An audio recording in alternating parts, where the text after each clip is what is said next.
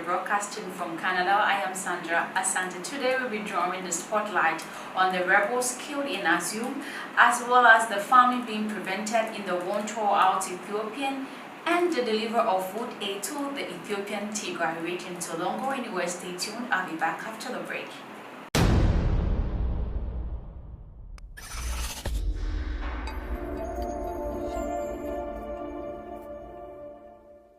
You're welcome back from the break. We will start with the rebels and many of the people killed in November in Ethiopia's sacred city Axum, described by rights groups and witnesses as a massacre, were local Tigray rebels, not civilian prosecutors say.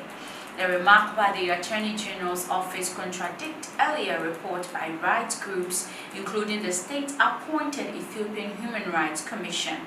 The EHRC report described the killing of more than 100 civilians in Axum, which is in the northern region of Tigray, by Eritrean troops fighting alongside Ethiopian Defense Forces.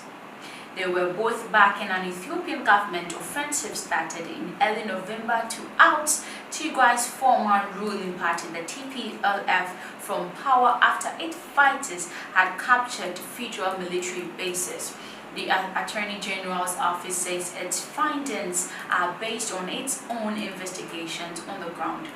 On 27th of November, when Ethiopian troops left Axum for another mission, Eritrean forces replaced them, it says, after these forces loyal to the TPLF, together with youths from the area armed by the group, attacked them from their nearby base, the statement also says. So in an 8-hour battle that ensued with Eritrean troops, 93 individuals, many of whom were fighters despite wearing civilian clothes, were killed as well. The Attorney General's office also said so.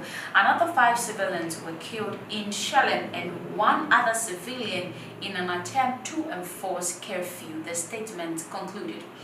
But witnesses speaking to Amnesty International and the BBC have described the killings of hundreds of people taking mainly over 2 days in retaliation for the assault by between 50 and 80 poorly armed pro-TPLF fighters on the Eritrean position on a hill overlooking the city. Witnesses say soldiers were on a rampage shooting at an unarmed civilian men and boys who were out on the streets.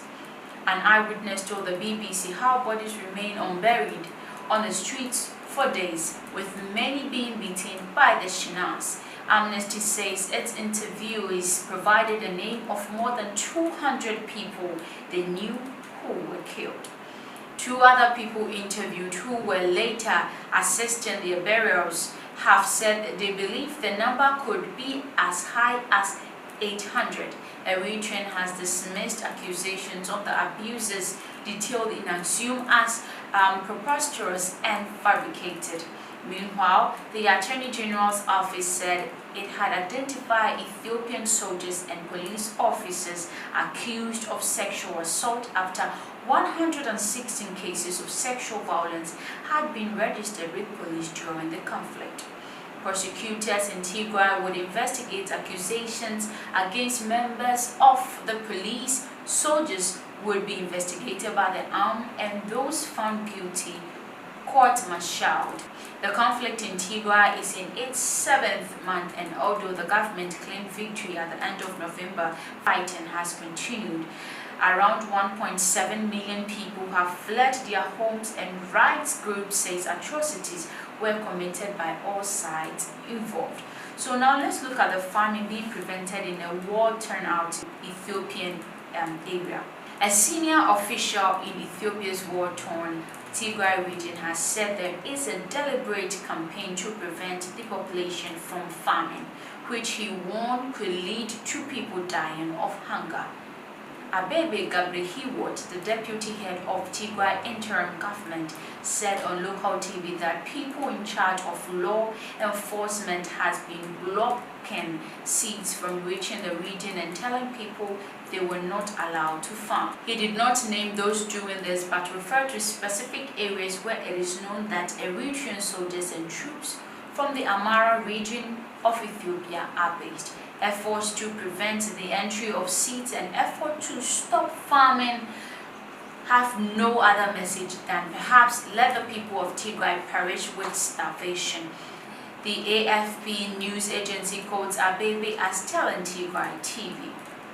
Coming from the senior official appointed by the Ethiopian government, this is a further evidence that crimes against humanity are being perpetrated and adds weight to the allegation that Tigrayan civilians are being collectively punished.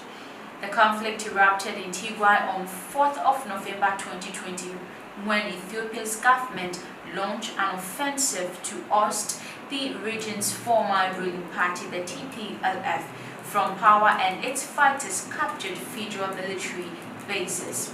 Eritrean soldiers have been Tigray backing Ethiopian forces. The 6-month conflict has had a devastating impact on a region that was already food insecure, according to the UN World Food Programme. 5.2 million people are in need of food assistance in Tigray.